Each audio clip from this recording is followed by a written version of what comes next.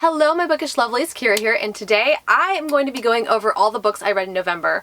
I didn't get to as many books as I would have liked to in November. November was actually a very busy month for me, so I got to a few books. I read 9 books, but a lot of them were kind of short, so some of the books that came out in the month of November I kind of wanted to savor a little bit, so I didn't rush through them. I wanted to kind of just embrace all the final books that are coming out this year. So without further ado, I'm going to go ahead and get into the statistics of what I read. As I said, I read 9 books in the month of November. That's 3,449 pages. I read 1 audiobook, 5 Kindle books, 1 manga, and 2 regular books. So most of the books that I have to discuss with you are not physical books. But I actually did focus on a little bit more of contemporary this month. I didn't get to as many new releases as I had desired to get to, but anyway. So for the year, I actually read 110 books so far out of the 80 books that I had wanted to get to. So I'm feeling pretty good about it. But let's go ahead and get into the books that I read. So really, I have been completely obsessed with the books from In the Company of Killers series by J.A. Resurrecting. I read, I think, 3 or 4 more books in this series this month because I have just been so obsessed over it. It is considered in the romance genre, but honestly, there are sex scenes in this, but there's not a lot of them. These books do really well on balancing a good assassin plot with a romance mixed in the middle of it. So the first book that I read in the month of November is Reviving Isabel from this series. And this book was kind of a mark in the right direction of who Sari was going to end up becoming as Isabel.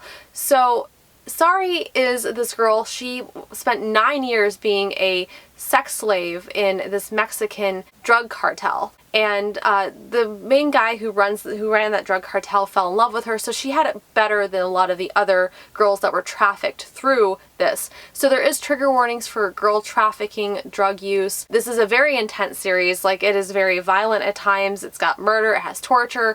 This is a very dark romance series. I, however, personally enjoy kind of a little bit more of a twist on a romance.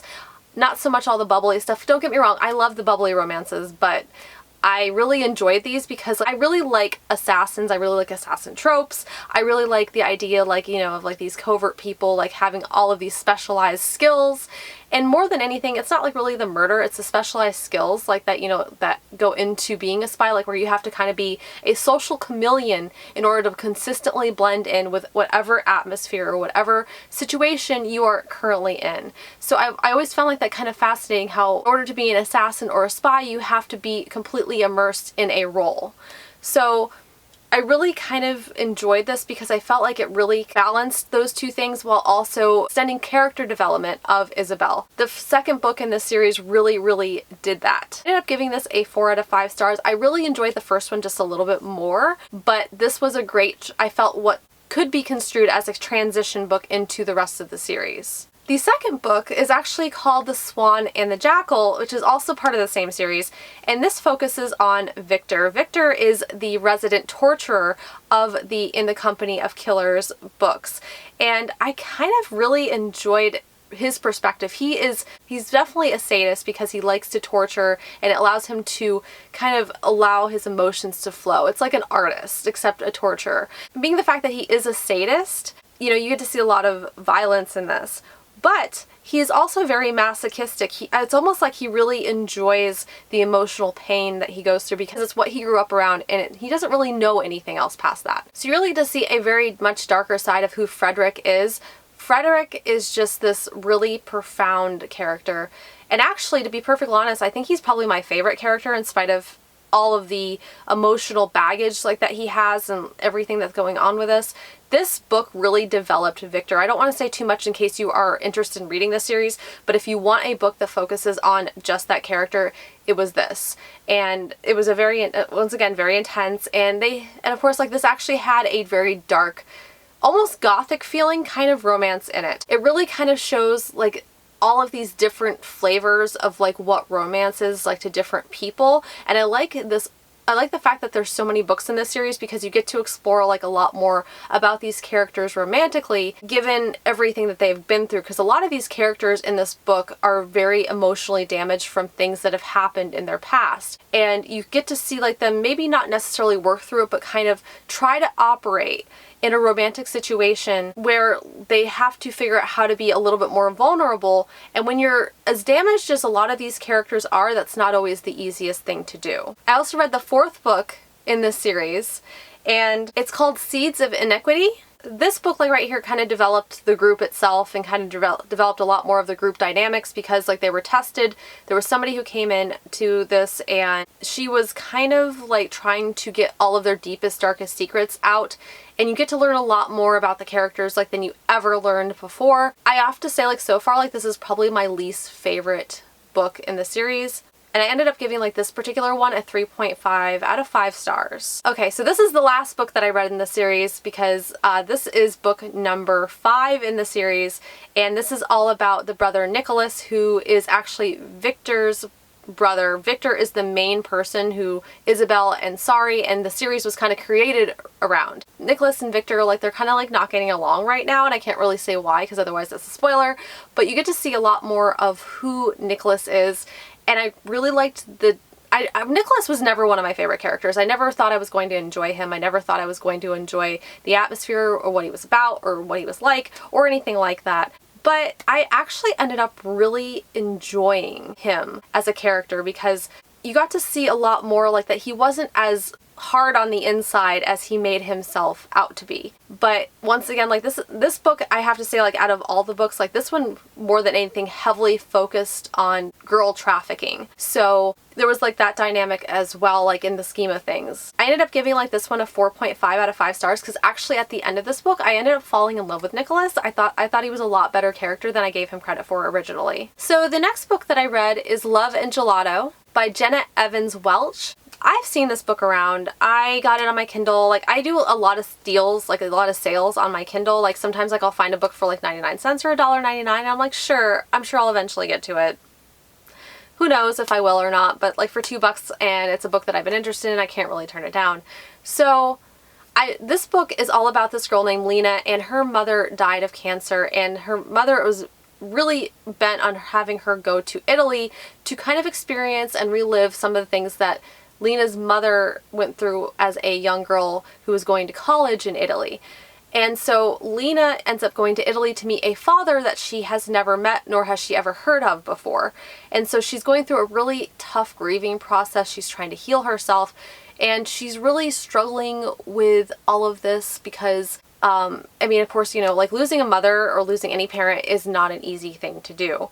So she gets there and, you know, she ends up getting a journal from one of the neighbors. Her father is actually a caretaker in the middle of a cemetery in Italy. It's a very famous World War II historical cemetery that's full of tourists. And there's also another caretaker who's in another house, and before Lena's mother died, Lena's mother had actually sent a journal to the other caretaker. Well, Lena ends up with that journal. I have a lot of this book overall was really interesting. It was definitely like about teen love because she is in high school, and it's definitely a book geared towards YA. I really loved the atmosphere of the book. I loved the Italian atmosphere of the book. I loved all the talk of the food and the landmarks and everything else like that you get in this book. Now, I do have a few complaints about this book.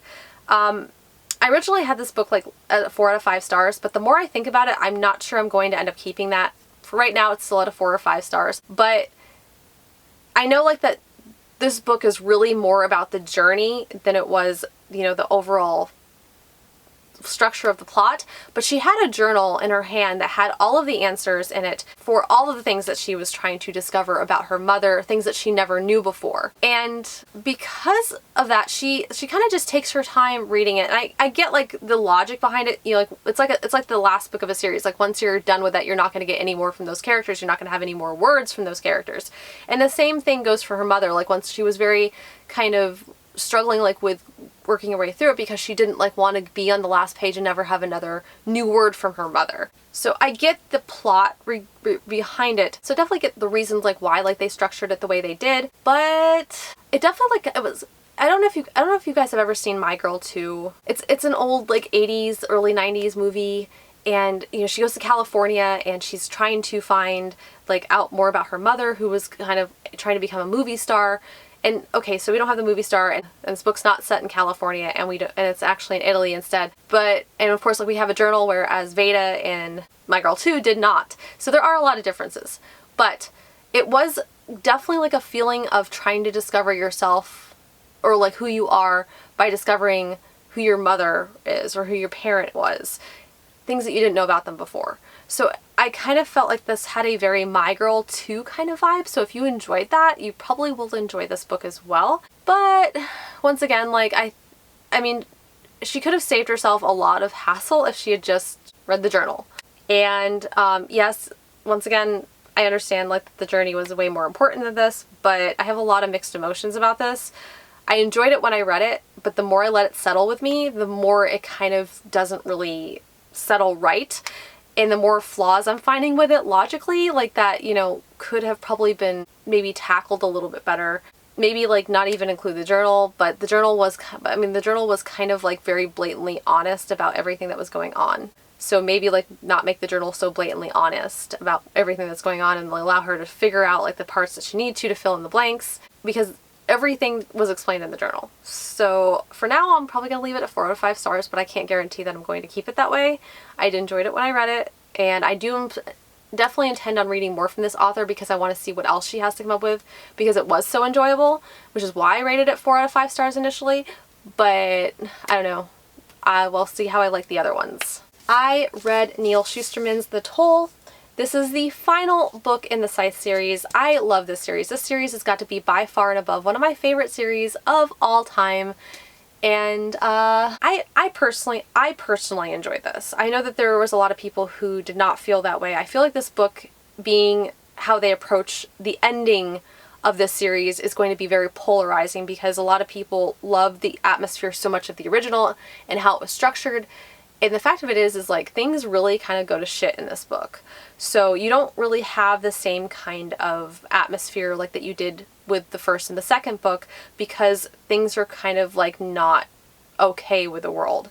They were not like they were originally, like when you first got introduced in Scythe to this dystopian type society. One of the things I did keep in mind, like when the entire time I was going through this, was that this is actually a big metaphor for spirituality and religion, and how, like, you know, putting your faith in things, you know, sometimes like does help, but from an external point of view, like even like when we had, you know, the Toll, which is a figurehead in this, the fact that the Toll could do things and hear things, I'm trying not to say like this in such a way like where I'm not going to give spoilers, but the fact that the Toll could hear things, hear someone that a lot of these other people were longing to hear, I kind of felt like made him the epitome of the religious figures that we often see in religion, who are closer to God than a lot of other people. And that's like why, you know, like these religious leaders are so revered, is because we feel like they have more of God's ear than maybe somebody who just walked in and is just like now like learning about the religion and everything else. So I kind of feel like the Toll is definitely a figurehead in this. I mean, he was a figurehead, but I feel like there's so many metaphors for religion and spirituality in this that that also may be very polarizing, considering like that belief systems are so different. So I personally, I love this book. I love this whole series. I ended up giving this a 5 out of 5 stars, but I could definitely see how it would be polarizing. I don't know. I just don't think it's going to make everybody happy. I'm just going to say it out loud, because I really don't think this book is going to make everybody happy. But I was satisfied, because I thought the ending was very creative, and I thought it was very interesting. And I thought like there's also a lot of space in this to do space. I thought there was also like a lot of room in this to, if they wanted to continue on with the series, you know, like maybe do a second generation of a Scythe series, like they definitely could if they really wanted to. But I feel like they did sew things up reasonably well. I don't feel like it was 100% sewed up. Given the context of the series, I think this was a series like that you could only sew up so well. The next book that I actually listened to an audiobook is Heir to an Empire by Timothy Zahn. These books actually take place after episode 6. And I feel like these books are what episode 7, 8, and 9 were supposed to be. before a bunch of directors got a hold of it and decided to do something else with it. I really feel like that there was enough material in these books that they could have done something completely different with it and made it consistent. And also, like, I am not absolutely positively in love with the series, but I enjoy it and I really like the different take that I'm getting. I feel like whatever wounds the newest trilogy has inflicted on me as a old school Star Wars fan, this trilogy has really kind of helped me like find a little bit more peace with that there is more of a continuation. You have Han Solo, you have Luke Skywalker, you have Princess Leia, and they're all together. The narrator on this is really, really awesome. Like you can actually almost hear Harrison Ford doing the voices for this, and Carrie Fisher, like the Carrie Fisher like voice, don't get me, like the Carrie Fisher voice is nothing because like it's a guy doing it, and so like his Carrie Fisher is not, you know, great. His Luke Skywalker and his Han Solo are like perfect, just absolutely perfect. So I ended up giving this book a 4 out of 5 stars. This was definitely like a much slower read because it is an older science fiction Star Wars book. It's not part of the new canon, it's part of the old canon. And I really like wanted to explore like a little bit more of the old canon because I've always heard this Thrawn trilogy is really, really, really amazing and epic. And I can honestly see it. I'm in the middle of the second book like right now. I'm actually enjoying that one just a little bit more because we're definitely like, the first book was definitely like a place to start and a place to set up everything that's to come. I really enjoyed it. So I definitely had to continue on with the series. So the next book that I read is the manga. I actually got through book 1 of Fruits Basket. This is the collector's edition. This is a very cute book. This kind of is a contemporary fantasy. It's about this family like that when they're hugged by the opposite sex turn into animals of the zodiac. So it's a kind of a really big secret for this family. Taru Honda is this girl and she has been kind of displaced. Her mother died. This is about like her trying to get along. She was living with her grandfather for a little while, but the house had to be redone, so she ended up taking a tent in the woods. Now that's where she's living and going to school, and she's working, and you know, she's just living a really hard life. Well, she ended up meeting this family that took her in, and come to find out, you know, they turn into zodiac animals when they're touched by the members of the opposite sex. This is definitely like, this series is a 12-book series, manga, and I felt like I enjoyed this. I like really liked the characters, but like I felt like also because it was kind of an introduction to everything, like it was a little bit all over the place, and I wanted a more consistent plot to this. I'm going to continue on with the series because I did enjoy it, and I really like want to see more of these characters, and I really want to kind of get more engaged like with the hype on this because I feel like this is a series I could potentially really love. I just want a more consistent plot line. I ended up giving this a 4 out of 5 stars. The last book that I ended up reading in the month of November is Queen of Nothing by Holly Black. This is also the finale of the Cruel Prince trilogy, and this gave me all kinds of warm fuzzies, and I don't want to say too much. This is the 3rd book in the series and I don't want to ruin things, but I was very happy with the ending, and there's a lot of things like that I didn't see coming, and I felt like there was a few things like that seemed kind of convenient, but I didn't really care because, you know, I love these characters. This was just a really great book, a really fun book series. I'm really sad to see it end, but I loved it. This was I felt like this was a great finale to the series, and I ended up giving it a 5 out of 5 stars. Well guys, thank you so much for joining me. I hope you guys like this video. If you guys like this video, hit the like, hit subscribe, hit the little bell icon if you guys want to receive emails every time I post. And as always, thank you guys so much for joining me, and I will see you guys again very soon.